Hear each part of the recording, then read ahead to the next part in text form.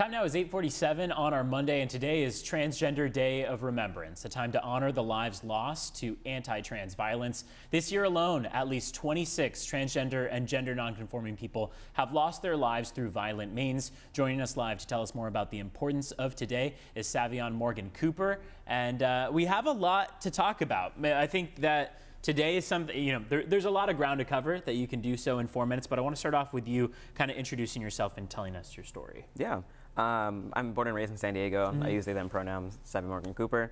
I started transitioning actually kind of mid high school. Kind of just started socially and kind of got into it more medically, and was able to have gender affirming surgeries and be able to just be myself, be more authentic.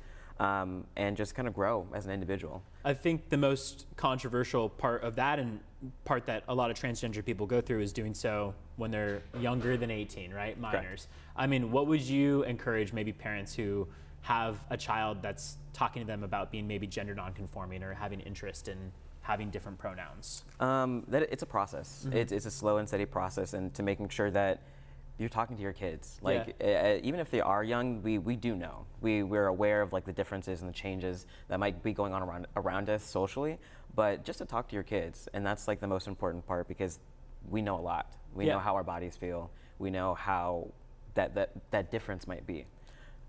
This year has not been a great year for trans people in terms of anti-trans laws that have been passed.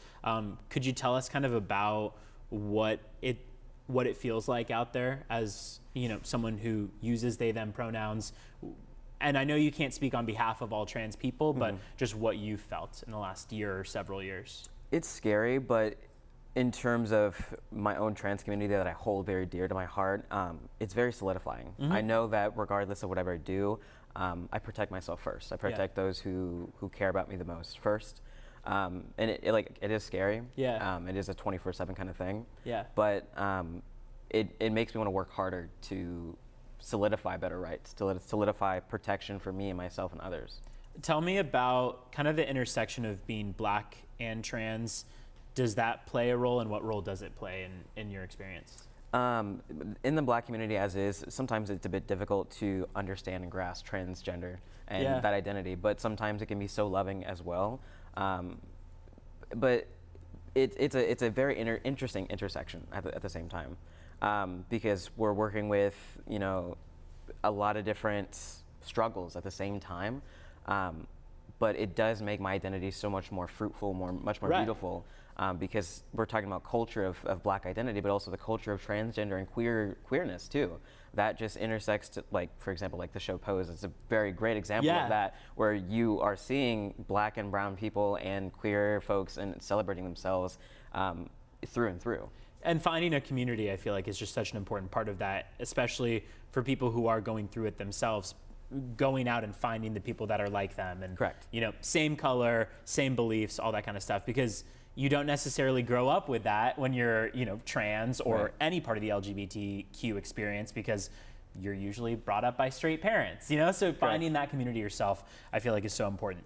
We call it Transgender Day of Remembrance. I mean, this is kind of holding grief and gratitude at the same time. It's, of course, a celebration of LGBT and trans people, but we're also remembering people who have died due to violence. So, I mean, how do you do that? How do you hold both? We're celebrating and emboldening, queer young people and reminding them that there is a community for them, but also the difficulty of people that we've lost due to violence. Right. I always say, until I'm blue in the face, I think two things can exist at once, where we can celebrate their life through and through and recognize the struggles and trials and tribulations they've been through, and also holding space for their identity too, and holding space for people who might be growing in that identity too. So I think it's important that we recognize them and we celebrate their life, not just because they died. So want to throw up on the screen an event that's Project Trans is going to be holding. It's a community vigil and ceremony tonight at the San Diego LGBT Community Center. They're going to recite the names of those lost this year due to violence, and that's going to start at 6 p.m. Savion, thank you for being with us. We appreciate it. It means a lot to us. And where can people find you on social media? Anything Savion Morgan on any Instagram, Twitter, whichever. Easy stuff. All right, we have a quick break in store. We're back after this.